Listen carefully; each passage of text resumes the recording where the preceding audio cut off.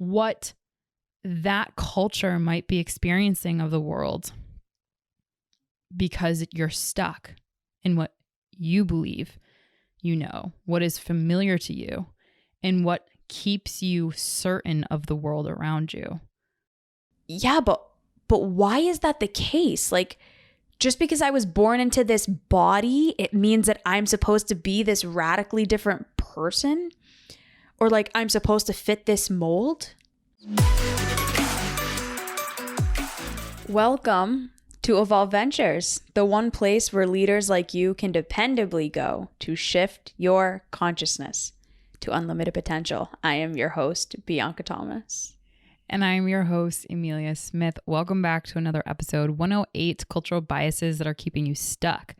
If you are interested in getting unstuck, stay tuned till the very end as we have some interesting stories that we're going to be bringing up, as well as some of the cool little tips and tricks that can help get you unstuck when it comes to these cultural biases. So if you haven't already, jump back to 107 after this episode, the pros and cons of getting clear on your team's culture, in case you want to learn a little bit more and contemplate on how clarity and getting clear on your team's culture can really benefit you. Bianca and I dove into that. So Bianca, take it away. Take it away.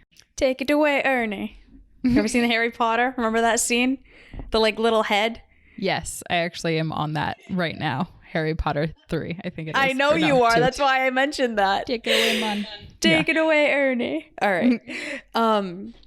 So with the theme of this month being culture, and with Emilia and I having the last couple of episodes be around that theme and our social media demonstrating that, I've been having conversations with some people on social media just about what we've been posting. And I had a conversation with this one person, and I will keep it anonymous, just in case this person doesn't want their name aired out on the podcast. But we were talking about our cultures, and she mentioned that she grew up in a culture that's very similar to mine, which was Middle Eastern culture. And growing up, there were a lot of these very rigidly held beliefs that the culture had, whether they were explicitly said or whether it was like, this is kind of known and you got to make sure you stay in this little bubble. And when we were talking, she was mentioning how, you know, she feels this really significant sense of like disconnect and almost like shaming and guilting coming from her family and from the people within her community and in her culture, because she's not following very strictly the lines that the culture and that her family have set. And one of the things specifically that she mentioned was her food choices.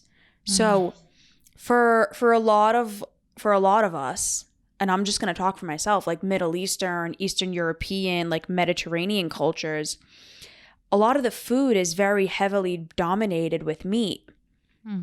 So like every meal, whether it's like breakfast, whether it's lunch, dinner, snacks, whatever, everything is meat related. And she was mentioning how, you know, she's a vegan. And even just in that one choice, because the standard, because the understanding of the culture is, no, we eat meat.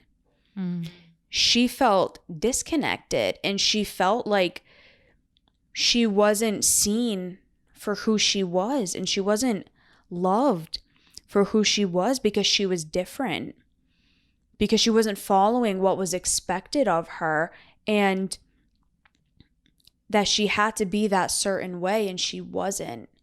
And she wasn't getting loved anymore because of it. And now that's a, not a small example, but it's a example of a cultural bias that keeps so many of us stuck, is that we're brought up in these cultures with these certain mindsets and these certain beliefs and these certain understandings, and we feel like we have to be all or nothing. We either have to be 100% committed to the culture and everything that the culture says and everything that they do, or you're not. Like I've had a few conversations with a few different people now talking about this topic.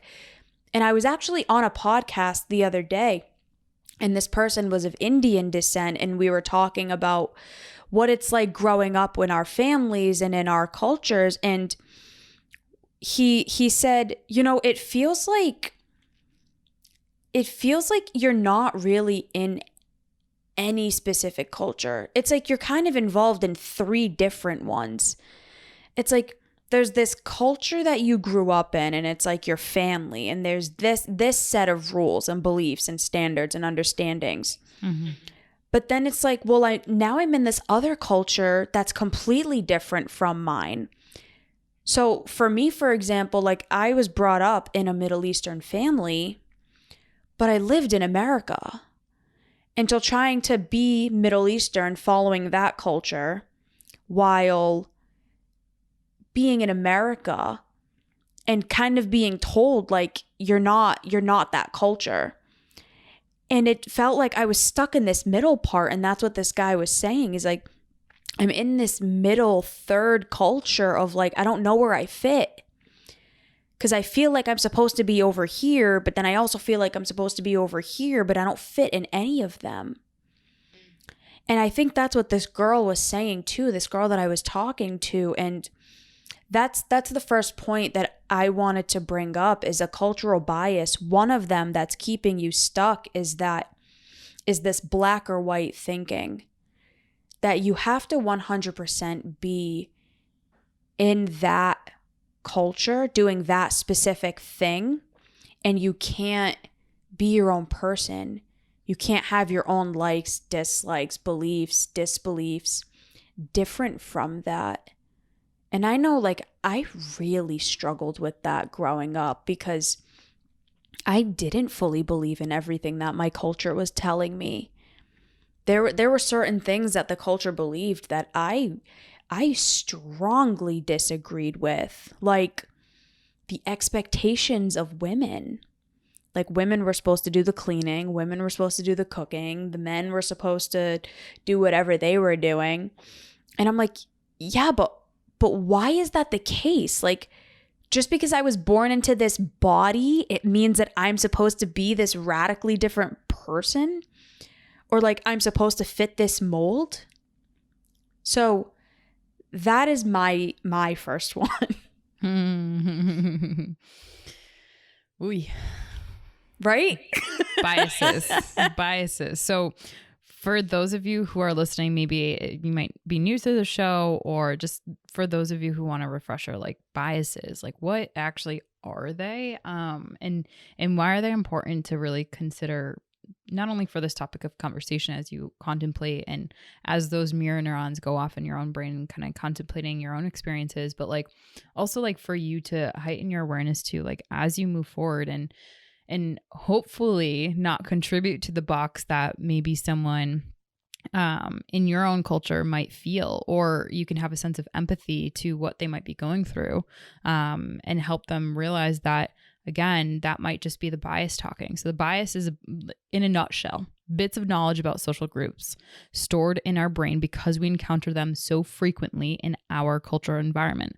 So essentially, it's a bunch of patterns that our brain has picked up on for a set of people. And that's like the most simplest form that I could say biases in, and why they can be really detrimental is because they can keep you stuck. You know, some biases can help you. Some biases can actually hurt you. And, you know, especially when it comes to like the mental health capacity of it as well, when you recognize that there's a cultural bias, so a set of different biases, a mindset, like you said, Bianca, or a set of beliefs, structures, ideas, interpretations, how things should be, that box can really feel paralyzing. It can make you feel like you don't have the ability to develop your own sense of identity, your own ideation of who you are and what your purpose and what your own goals, your aspirations, even your values are in life, right? So I was kind of asking you this before, like, does this make sense? Will this make sense to people?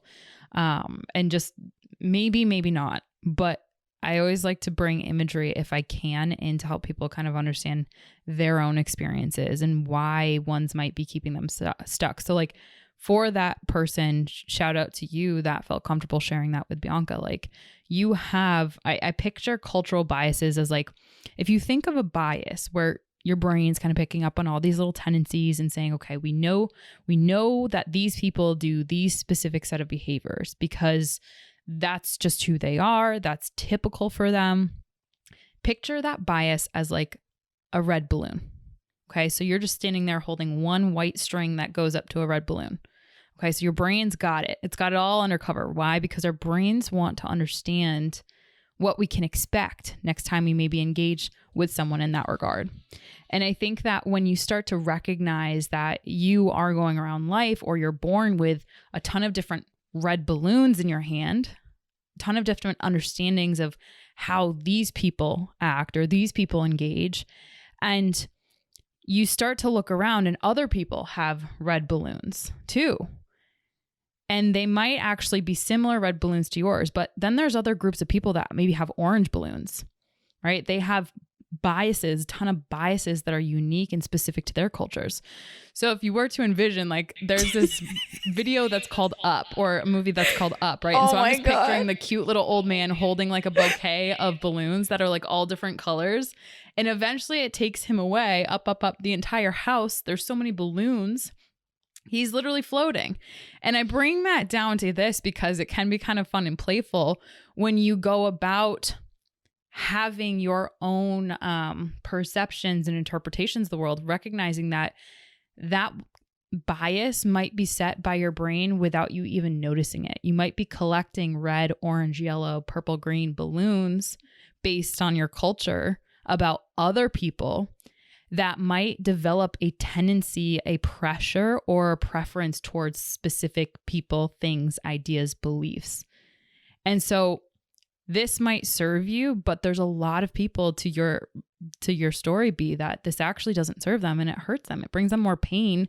And we get so many cultural biases that are balloons that were put in our hand that we get carried off and we never feel like we have our feet on the ground. And that feeling, again, like it just sucks sometimes and we feel stuck and it's like, where do you go from here? Sometimes what that looks like is you have to understand what balloons just don't serve you, what doesn't serve the flight that you're trying to take in life. And sometimes that requires like, looking at your bouquet of balloons. I guess I'm on this whole bouquet kick, with this cultural I know you thing. said this in the last episode too. I said flowers last time, but I guess my imagery thing. But like you got to clip the ones that might not be serving you. So like, for example, there's two biases that I want to bring up in this conversation that I have personally noticed brought a lot of people pain. And I think using your story, B, I'll bring that to this instance where when we are a part of a culture, we grow up. What happens is, let's think about like the actual proximity. So there's a thing called the proximity bias. And the proximity bias is essentially you do believe or have specific tendencies based on the people that you physically are in proximity to. So like if anyone's feeding you food, that direct engagement, you're likely to inherit and model their belief systems, their ideas about the world, their preferences. And that proximity bias can be really, really good for you growing and learning about the world, etc. But when you start to become your own adult, that proximity bias can actually get you really stuck. You might not want to leave your town. You might not want to go outside your country. You might not want to even turn on the news and listen to, let's say, for example, a Spanish radio or something, because your brain might just be like, it might have that initial reaction of like, I don't understand this. And what we don't understand, we oftentimes fear. And so that can keep you really stuck because you might not have an understanding or want to learn or want to discover, is the word that I like to use, what that culture might be experiencing of the world because you're stuck in what you believe, what is familiar to you, and what keeps you certain of the world around you? It's like, it's so painful though when you're in that moment. Like, For sure. I remember when I was there, and when I remembered like growing up in my family, and this is not to like slander my family at all. Like, I genuinely love my family with my whole heart. This is just like the culture that I grew up in general. It was like, I don't agree with this. Like, I don't agree with everything you guys are saying. I don't agree with the way you see things. And like, I see that it's a problem, but I'm scared. Like, I'm scared to try to live in a different way. I'm scared to try to do something different than what's expected of me, because God, like, what's going to happen if I do? I think that's the problem, that so many people, like, that's why people get stuck in these cultural biases, or at least like a lot of the people that I've talked to, because it's not that they like don't know they need to cut it, but I think it's that really strong fear of like, what's going to happen if I do? What's going to happen to me if all of a sudden I do decide, you know what, I don't agree with this anymore, and I'm not going to do this? Am I going to be ostracized? Am I going to be shamed? Am I going to be like chastised or cut out? Or what are the problems that this is going to cause? And that I think is what keeps so many people stuck. It's that I don't feel safe doing this. Like, it's almost safer to stay in that, even though you don't fully agree with it, because at least you know what's going to happen. For sure. It's if I take the risk, and if I decide, okay, I'm going to cut this off, or I'm going to tell these people, you know what, you're wrong, and I don't think that's true, and here's why. Mm-hmm. What's going to happen to me? Because so many of us, we grow up where if we do speak our opinion about something, we are cut down. We're like cut at the knees. Mm-hmm. And that's another bias. It's, we don't listen to things that we don't agree with. Like, I grew up in a culture like that. I'm not going to listen to your point if it's different than mine. Right. Nope, you're wrong and I'm right. That's another bias. Because it's easier, like we talked about in the live, it's easier to just stay with what you already know than to have to think of something else. So we grow up in these cultures seeing the way that our families or our communities or whatever look at or talk about, or what they do to people with different opinions. And it's like, am I going to be safe enough to do this?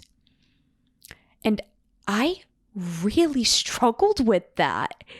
That's why I stayed in the closet for as long as I did, like metaphorically staying in the closet. Yeah. That's why I didn't talk about my sexuality. I was so scared. Like, I knew I would have been better off doing it. I would have felt more expressed. Yeah, for sure. But what was going to happen to me? What would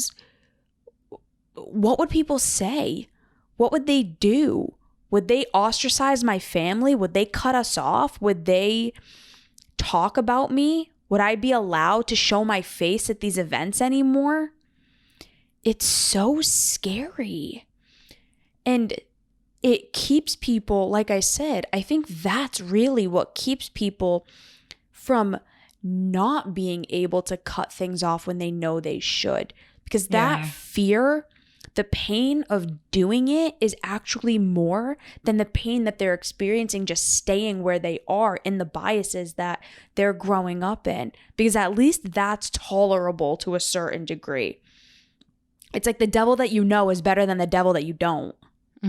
Absolutely. Because again, going back to what you said, you know, the more certainty our brains have and we have, the more often we're going to choose that decision, because that's just how we're wired. That's how we're programmed. Like, and the bias really that I feel like well, I know a lot of cultures have, like we all have this bias, and it's an unconscious bias, but it's included in many cultural biases. And I say that because I want all of us to be a little bit more aware of it if I can, which is called the affinity bias. We have an affinity to people who are like us. So especially if we favor or share certain similarities, like we feel a sense of belonging and a sense of connectivity to, and a sense of like already inherently liking them. And because we're so socially programmed to be connected and, you know, not to have confrontation, like we already think better of similar cultures. And that's why, like in relationship coaching, I see one of the biggest challenges is when you have two completely conflicting cultures. When in relationships, you see this all the time. Like, and it's just, you know, stepping outside of your own cultural box by yourself is hard. Now put that into a complete stepping outside of that quote unquote box into a relationship, which has a completely separate box. Those biases that your culture shares and holds, which are the values, the beliefs, the aspirations, the ideas, the perceptions of the way one should live their life and how they should choose to live their life, those clash so hard. I see that with relationships all the time. I mean, one of the clients that we had, two completely different ethnic backgrounds, and the pain that caused that couple almost caused their love for one another to not feel as though it was enough. What did that though? Because I don't want this sounding like two different cultures can't come together, because that's where like arranged marriages came into play. It's like, well, you don't marry outside your culture. So yeah, what was it specifically that you believe made those two cultures and those two people have such a hard time being together?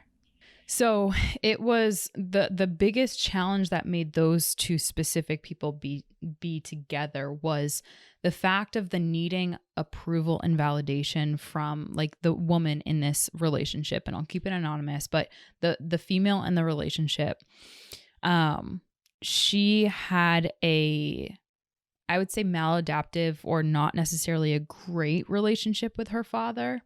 And her relationship with her father was one that she was always seeking dad's approval, always seeking that approval, especially from dad. So both her parents, mom and dad, but wanting to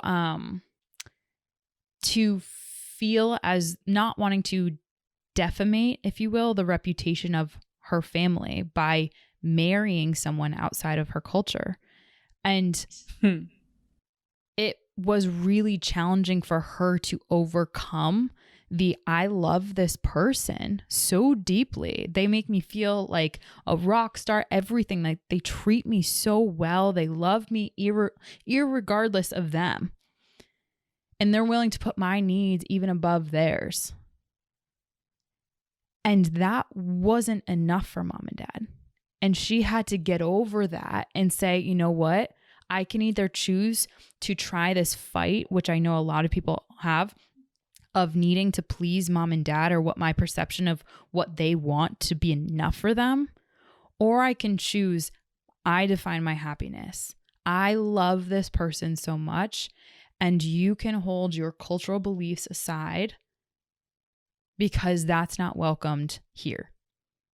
And so needing to kind of acknowledge that I want their approval so bad, but that does not outweigh the love that I have for this person. And you see that a lot. So what ended up happening, they got married, and there was no necessarily acceptance from her parents to the groom. And really unfortunate too, because he's an extraordinary man, very sweet, very loving, honestly. But her family was so afraid of the judgments of other families, of those two cultures coming together and combining. And when you think about it, it's really sad because they were combining out of love. So if cultures aren't going to combine as a result of love, then when is it quote unquote appropriate for that to happen? Right? But the parents were so concerned about cultures colliding and the fear that it wasn't going to work out because their cultures are so different, when in reality it was just that was disguised as complete racism. That was racism disguised as my concern for you is. It's because of the fear of what other people are going to say. Exactly. They've had to get over that. Like, thankfully, this couple, they kind of dug their heels in and said, no, we love each other. This is what our version of life is going to look like. You guys can come to our end of the spectrum. You guys can evolve. You guys can get past this old racist way of thinking. You guys can get over your cultural beliefs because they're not true. And here's tons of evidence to show otherwise, or that it is not true, right? To invalidate this. And as a woman, I'm going to recognize that I have an unhealed wound that I need to seek approval and validation from my family in order to feel safe, to feel like I'll belong, to feel like I'll be getting loved. And that was a journey. You know, they're still working through that in little instances, but you know, they're trying at, I would say, at the benefit of their relationship. And they're an extraordinary couple. They really are. I think this is a good place to wrap this up. What do you think? I think so. Yeah, I think that, like, at the end of the day, like, your cultural biases, they will truly get you stuck. And if you don't acknowledge that, especially the dogmatic beliefs, those will get you stuck, and those will not really bring far more pain than they have ever really brought goodness from my perspective. Nice. And I'll end it with an episode suggestion. If you liked this episode number 56, How to Transform Your Inner Outcast Feeling, that episode I really believe deeply in, because that's what this person did. They felt like an outcast because she made a decision that was outside of the box, just like the person that you mentioned before, B. Yeah. And she had to deal with the loneliness and the social risk, which is a very big risk that we all take when we step outside of that box for something that we deeply know in our heart is for us. She took that risk and she felt like the outcast as a result, and her family, right? Ousted her, wanted nothing to do with her. And they had to come around because she held what she believed very deeply, which wasn't the dogmatic beliefs of her culture, right? So how to transform that looks a lot easier said than done, but it's well worth it. So B, what's your episode suggestion? Number 43, the discomfort of being yourself. Oh, goody. That's a goody. Old episode, but it's a good one. It's an oldie but a goodie. So if you have not already signed up and registered for this month's free live virtual event, Out of the Mud, we really do hope to see you there. We're so excited. We're going to be digging into different aspects of culture and a little bit deeper than our episodes allow us to go. So we hope to see you there. If you want to learn more about your own culture, how to get outside of this box and do it in a safe, adaptive, productive way, and how to get unstuck, this is definitely that event for you. It's also, I've had a lot of people be like, well, do I have to turn my camera on? Do I have to engage? Not even a little bit. Even if you just come to the event and just turn your camera off and your audio off and you just listen, it will still be really valuable for you. So it's a really safe space. I know it's on a Friday night, not the most ideal day and time. People want to go out on a Friday night, but it's definitely well worth it if you do come. There's extraordinary people there, and we created this group because this is what Emilia and I were really looking for when we were in the beginning of our growth journey. You know, people like us who want to grow in a very safe, open place. So click the link in the show notes, in Emilia's bio, my bio, the Evolve Ventures bio, and we cannot wait to see you all there. Bye, everyone. Much love. Bye.